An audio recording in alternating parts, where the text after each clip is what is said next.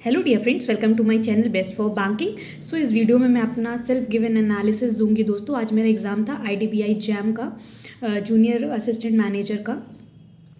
Paper का level कैसा लगा मुझे, कैसे किस टाइप के क्वेश्चंस पूछे गए थे, सारी चीज़ें मैं ब्रीफली डिस्कस कर देती हूँ इस वीडियो में। सबसे पहले जो सेक्शन ओपन हुआ था वो रीजनिंग एंड डीआई का हुआ था। 60 क्वेश्चंस थे टोटल दोस्तों, जिसमें 30 क्वेश्चंस रीजनिंग के थे, 30 क्वेश्चंस टोटल प्योर डीआई थी।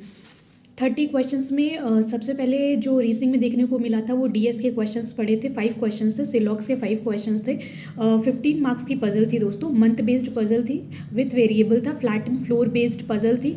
एक पजल ऐसी थी दोस्तों जो मैंने मतलब देखा नहीं हो ना उसको बनाया है, तो मुझे वो रिकॉल नहीं कर पा रहे कि किस तरीके की वो पजल थी, बट टोटल 3 पजल थी, इतना श्योर है।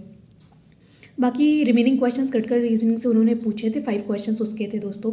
तो ये पूरा 30 मार्क्स का बाइफरकेशन है, किस तरीके से रीजनिंग में क्वेश्चंस आए थे। जो इसका लेवल लगा वो मुझे इजी टू मॉडरेट था, चीज़ें बन रही थी, बट हाँ टाइम टेकिंग था कुछ चीज़ें दोस्तों, जैसे डीएस में टाइम लगता है। अब बात कर लेते हैं डीआई। डीआई जो थी वो टोटल 3 डीआई देखने को मिली थी दोस्तों। 2 आई थी आपकी टेबुलर बेस्ड डीआई थी, और एक केसलेट आई थी। केसलेट मैंने नहीं बनाई है तो मैं आपको डेटा नहीं बता पाऊँगी किस तरीके का था। और जो मैंने अटेम्प्ट किया है वो मैंने टेबल और डीआई जो 2 थी वो की है।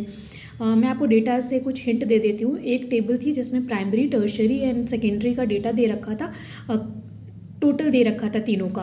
उसके बाद उन्होंने प्राइमरी और टर्शरी का रेशियो दे रखा था, और नीचे पाई चार्ट दिया था जिसमें से टर्शरी का डेटा कैलकुलेट हो रहा था, उसका परसेंटेज डिस्ट्रीब्यूशन प्लस टोटल कितने लोग हैं वो सब कुछ वहाँ गिवन था। तो उस वहाँ से टर्शरी निकालना था।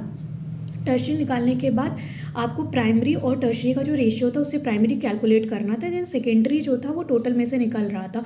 तो इस तरीके से जो क्वेश्चंस थे वो डुएबल क्वेश्चंस थे, बट टाइम टेकिंग थे थोड़े दोस्तों।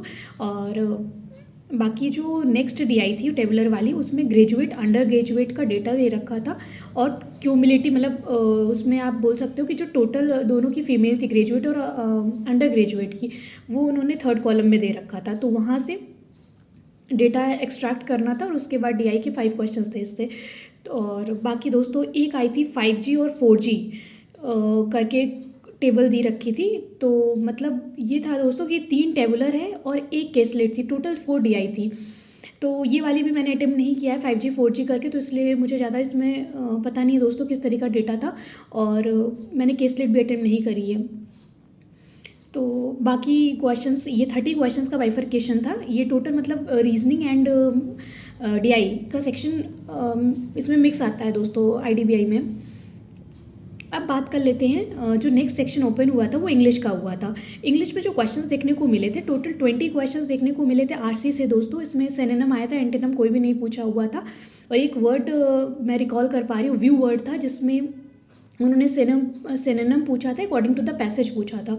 वर्ड यूसेज आया था, वर्ड यूसेज के टोटल 2 क्वेश्चंस देखने को मिले थे। एक समवन वर्ड था कि आपको किस में से बेस्ट सूट कर रहा है उसको सेलेक्ट करना था। क्लोज टेस्ट के टोटल 8 क्वेश्चंस देखने को मिले थे, A to H तक था दोस्तों इसमें। और मिनी पैरा जंबल आए हुए थे, टोटल 5 क्वेश्चंस थे, और वर्ड स्वैप के 5 क्वेश्चंस देखने को मिले थे। तो जो लेवल लगा इसका मुझे, वो दोस्तों मुझे ईजी मैं बोल सकती हूँ कि सारी चीज़ें डुएबल थी, आराम से बन रही थी। उन्होंने एरर के कोई क्वेश्चन नहीं पूछे थे, पैरा जंबल नहीं पूछा था, तो इसलिए ईजियर साइड पे ही थी ये। फिर मैथ्स की बात कर लेते हैं। नेक्स्ट सेक्शन जो ओपन हुआ था 40 क्वेश्चन से दोस्तों, इसमें मैथ्स का सेक्शन था। उसमें 5 मिसिंग नंबर आया था, 5 अप्रॉक्सीमेशन था, क्वाड्रेटिक के 5 क्वेश्चन देखने को मिले थे। बाकी जितने भी रिमेनिंग क्वेश्चन थे दोस्तों वो सारे के सारे डीएस थे, और अर्थमेटिक प्लस थी।